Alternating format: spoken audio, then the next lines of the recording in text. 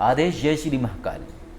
कई बार व्यक्ति के जीवन में ऐसी स्थितियां उत्पन्न हो जाती हैं कि व्यक्ति समझ नहीं पाता है कि आखिर ऐसा क्यों हो रहा है, और कई सारी नेगेटिव पावर्स इस तरीके की होती हैं कि वो उत्पात भी मचाती हैं।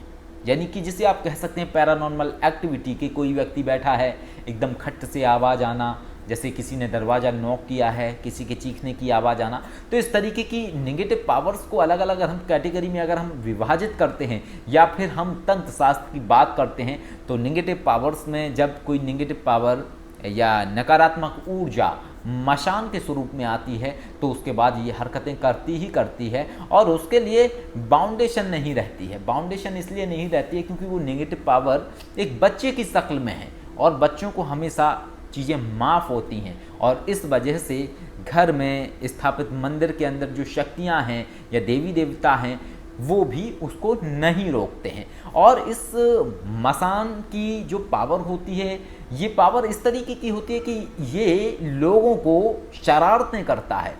जैसे कोई व्यक्ति बैठा हुआ है तो एकदम अकेला बैठा हुआ है, और अगर उस जगह पे मसान जैसी कैटेगरी की नेगेटिव एनर्जी है तो वो एकदम सडन से दरवाज़ा नॉक नॉक होगा या एकदम चीखने की आवाज़ आएगी। उस व्यक्ति को लगेगा जैसे किसी ने पीछे से उसको बुलाया है।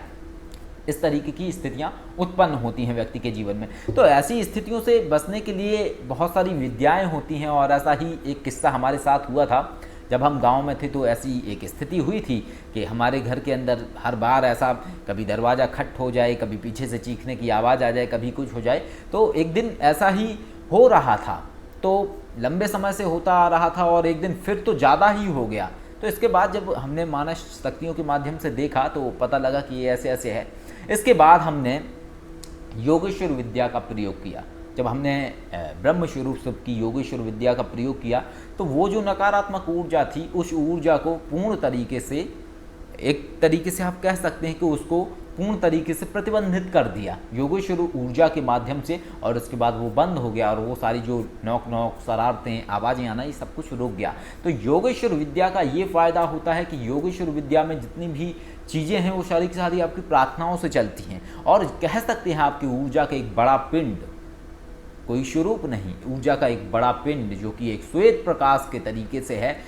जब आप प्रार्थना करते हैं तो वो ऊर्जा, उस नकारात्मक ऊर्जा को क्षय करके जो ऊर्जा अपने आप को नकारात्मक स्वरूप में परिवर्तित कर चुकी थी, उस ऊर्जा का स्वरूप बदल देते हैं, और उसके साथ साथ वो जो ऊर्जा पहले नकारात्मक थी वो अच्छी हो जाती है और मुक्त हो जाती है। तो इस तरीके की योगेश्वर विद्या पद्धति है। आदेश जय श्री महाकाल।